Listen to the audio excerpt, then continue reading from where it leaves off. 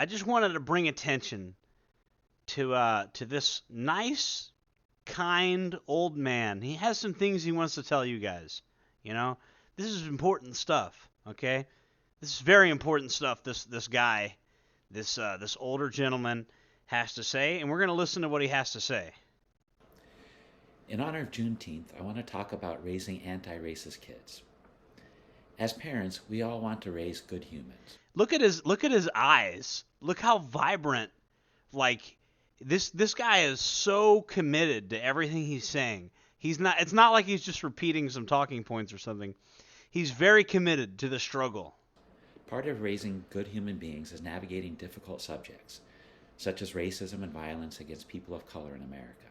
That doesn't sound like a talking point at all. That just sounds like something organic. You're really, saying something straight from your heart. You're not repeating NPC talking points. This is very organic from the heart speech. Talking about racism may make many of us uncomfortable, but we can't solve a problem if we can't talk about it. Racism thrives in silence. We can't solve a problem if we don't talk about it. Interesting. Our children need to hear from us what we know to be right and what we know to be wrong. Okay. Here are some steps that parents can take to help children fight racist practices and right. stand up for every person's right to be treated fairly. Okay. First, educate yourself about how to advocate effectively for others, as well as how to talk about race and racism with children. Second, talk about fairness. Even preschoolers are old enough to understand the concept of fairness. Fairness only exists in preschool. It doesn't exist in the real adult world. You've been here for how many decades? Have you been alive? You haven't figured that one out yet?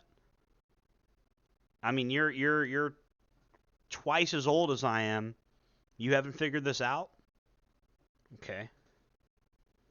Racism is a system of unfairness in which BIPOC, Black and Indigenous people of color, are treated worse than white people. That is wrong, and we all need to work hard. So racism is only when Black people and Indigenous people get treated badly.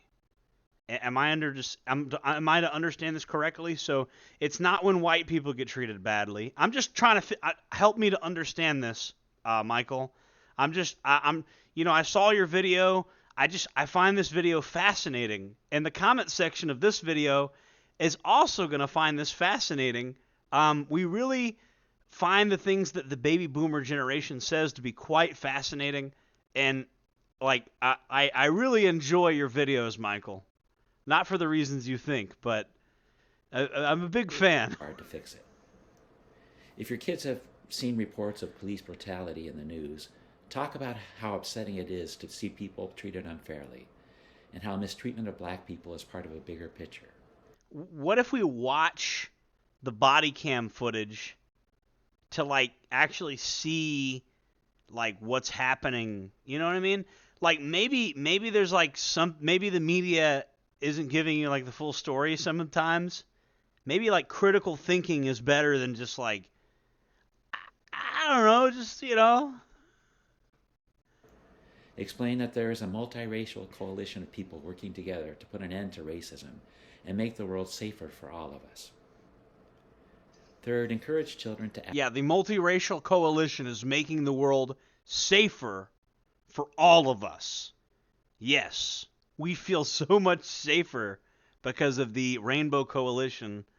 They will not stop until every city is super safe. You are super safe right now because the Rainbow Coalition is working tirelessly. They're working tirelessly to keep you as safe as possible, okay? Remember that. Ask questions. All children have questions about race, skin color, and other differences. However, if parents are uncomfortable talking about race, children learn not to bring it up. Now, why would people feel uncomfortable talking about race? What would make people uncomfortable? Why would anybody be uncomfortable talking about race? Oh, maybe it's because if you say the wrong thing, you'll get fired from your job, attacked, doxxed, harassed. Uh, maybe. I don't know though. I'm I'm coming to this old boomer for wisdom. I'm hoping he can give us some wisdom. So far, I'm a little disappointed, but we'll keep going. Say that their children are colorblind. What they really mean is that their kids have been trained not to talk about difference. Fourth, when it comes to younger kids, play, storytelling, and modeling the behaviors that we want them to emulate are the best ways to teach any subject. And that especially includes celebrating difference and rejecting racism. Fifth, as kids grow, Wait, difference. What is difference? You're saying ethnic groups are different? I'm trying to figure this out. Like, help me to understand. I'm trying to figure out what you're saying. Because if you're saying ethnic groups are different, I thought we're all the same. Can you explain that one to me? I need a little bit more explanation for this. hearing stories that reveal a wide range of perspectives and seeing their parents and caregivers walk the talk continue to be the best teaching tools. As parents, we should also engage our elementary school-age children in regular conversations about racial discrimination. Sixth, Because that's what people want to talk about. You know, I mean, if you want to be the life of a party, walk into the room full of people and be like, I would like to talk about racial discrimination.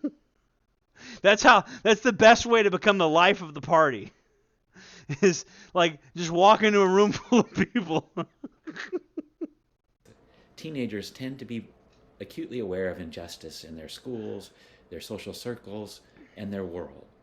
At this age, they want parents to offer guidance on how to be active allies for causes they believe in. And they need resources to help. Yeah. The kids are all like all the young kids, all the young white kids are just so into everything you're saying right now. You're right. Absolutely. Yeah. We're 100% the we 100% we're with you. Uncle Brown, Uncle Mike, his name's Michael Brown. If you guys want to check, he's an amazing channel, this guy. Michael Brown. So he only has 17 subscribers, which is a shame. This guy clearly is very charismatic. He's not just reading off a script or anything. This guy is super informed about everything going on in the world right now, right? This guy is the dude. This guy is that dude, man.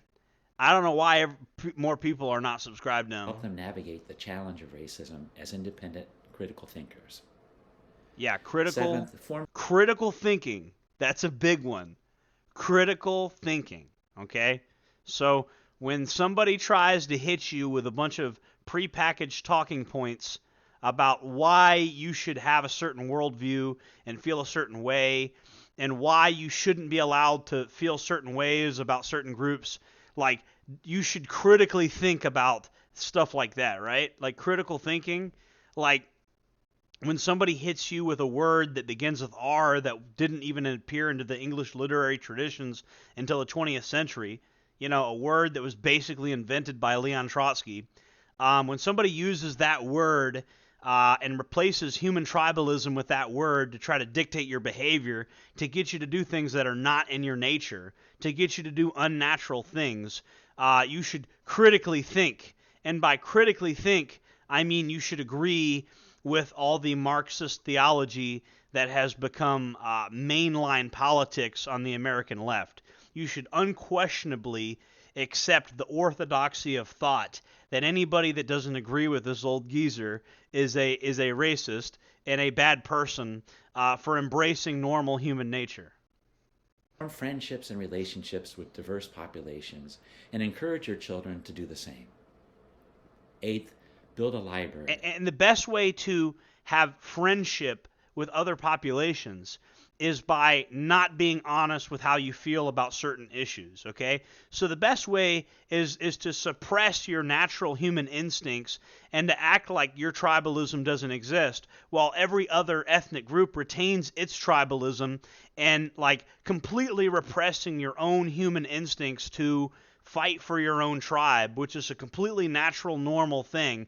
Just repress those instincts while every other tribe does it. See, you have to be more tolerant and more inclusive so the corporations can import as many third world immigrants as possible, so that way they can pay them lower wages. All right, so they can replace the people that were born here that demand a working wage. It's all about maximizing the profit for the corporations, okay? That's why they want this. It's all about making sure the ruling class stays in power and making sure they can squeeze as much productivity from the populations as possible. So taking Western civilization and turning it into Rainbow Land is what's in the best interest of the ruling class, so they can squeeze as much productivity out of you as possible. Okay? Remember, and do not question the edicts of these liberal boomers.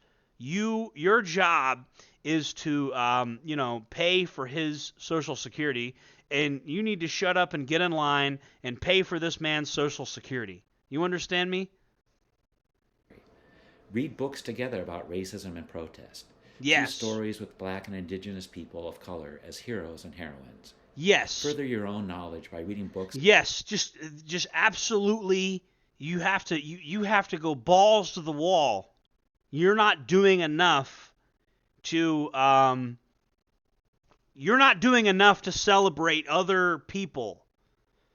You know what I mean? You're not doing enough. You have to do more. It's not enough. You have to do this. Okay? This is 100%, this is important, guys. On anti-racism and race, recommended by BIPOC booksellers and publishers. Ninth, keep the conversation going. The legacy of slavery is very much a part of life in the U.S. today. It is important to realize that all of us have internalized the rules of a society. Man.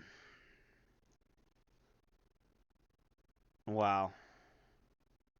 Wow. Slavery. Slavery. Didn't we fight a war to end slavery? I thought we did. But apparently the legacy of slavery is still, slavery. Let me ask you something, Michael. I got a question for you. And I genuinely would like to hear your answer. When 40% of the money I make is taxed, and it goes to, disproportionately, it goes to 13% of the population, to pay for their food, to pay for their kids. Is that like indentured servitude when I'm forced to pay for other people's kids? When I'm forced to pay for other people's food? Especially like when disproportionately, like, it's only 13% of the population, but they're half the people getting, they're half the beneficiaries of this stuff is that group.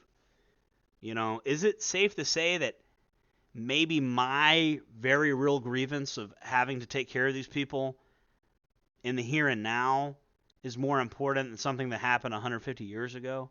Is that a fair assessment? Or are you just saying this is the historical trajectory and that I basically owe them this for something that happened 150 years ago before I was born? Are you really, is that really your sales pitch? And I'd like to ask all the people in my comment section, how do you guys feel about this? You guys down for that? You want to pay a debt from 150 years ago? Because where the rubber hits the road is this comment section. Because these are the millennials and Gen Z. Let's see what they have to say about it. Because I have a feeling the comment section is going to say you're shit out of luck on that one. Just society saying. that is separate and unequal by race. Interrupting the cycle of racism requires vigilance in our daily lives. We need to be on the lookout for ways that we perpetuate the bias embedded in American culture. So he's saying constant vigilance. This is the kind of Trotskyite perpetual revolution. Okay? And so if he had his way, if this man lives forever, he'd still talk like this 500 years from now. If this man were to live forever, he would talk this way 500 years from now. Why? Because he doesn't realize it, but his brain has been infected with this Trotskyite mind virus of perpetual revolution. You're always finding something to complain about, always updating your morality, always updating your talking points. And this is how NPCs work. They get updates from MSNBC, Rachel Maddow, whatever they're watching on MSNBC, updates their brain, and he's being updated. You got to constantly be updated with the new Trotskyite perpetual revolution software. That's what he's telling you. At every age, our children are looking to us to help guide them, both by giving them the learning tools that they need to thrive and by showing them through our own example what is right. Standing up to injustice is part of being a good citizen and human being. All children deserve. Standing up to injustice is part of being a good human being. Okay. Injustice. Standing up to injustice. What about violent crime? Is that injustice? What about a ruling class that deliberately replaces the people that were born here with people from third world countries so that they can drive down the wages? Is that an injustice?